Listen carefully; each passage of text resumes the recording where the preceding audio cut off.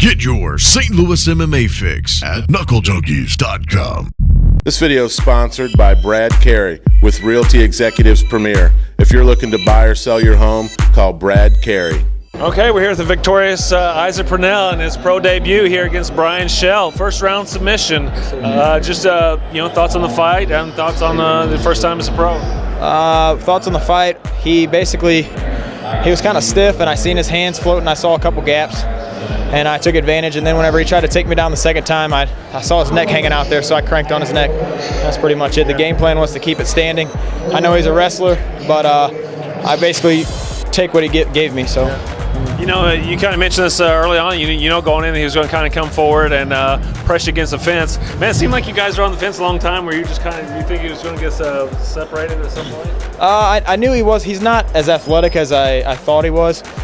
So I let him ride me on the fence a little bit to kind of wear him down, because I noticed he was heavy pressure on my hips and heavy pressure on my legs, but he wasn't causing any threat to tripping me or bringing me down.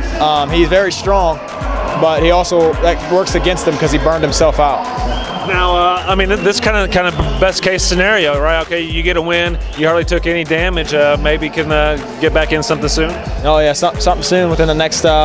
I'd say month and a half. I'll be on probably the next card, hopefully. We'll see. All right, we're here at Derik Scott, winner at SFC 303. Yeah, you had a opponent change last week going into the fight.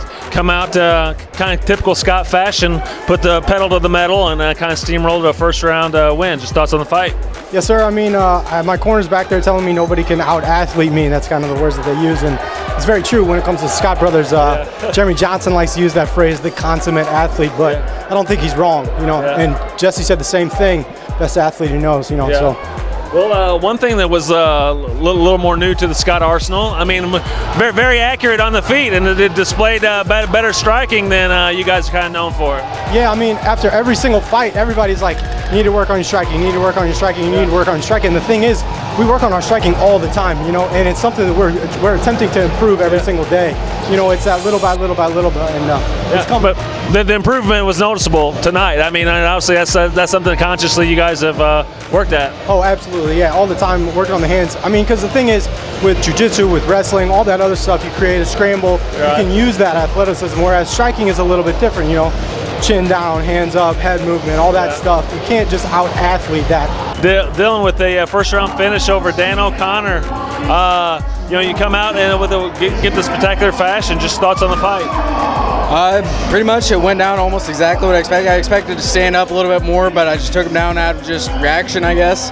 But the plan was just come out, stay cool, calm, composed, and wait for him to gas himself out, and that's exactly what happened. So now here we're still early in 2018, and you've got your second win already. Is this kind of a sign for things to come? You look to be more active?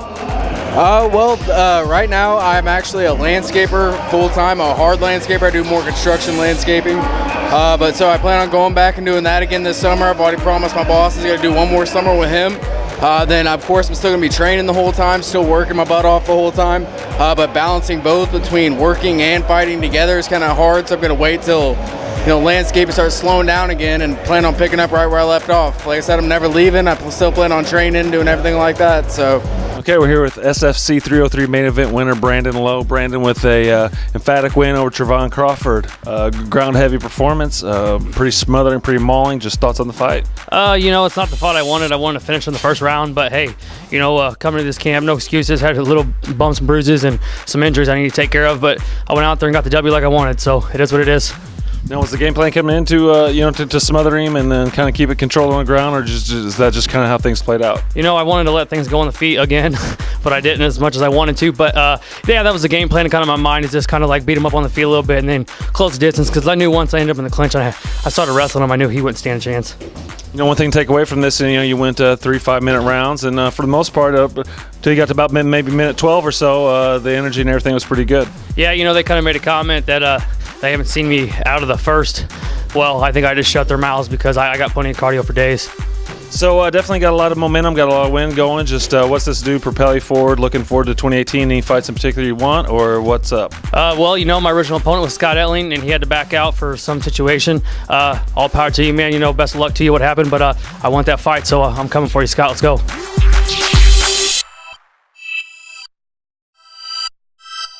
knucklejunkies.com. I'm coming for you, Scott. Let's go.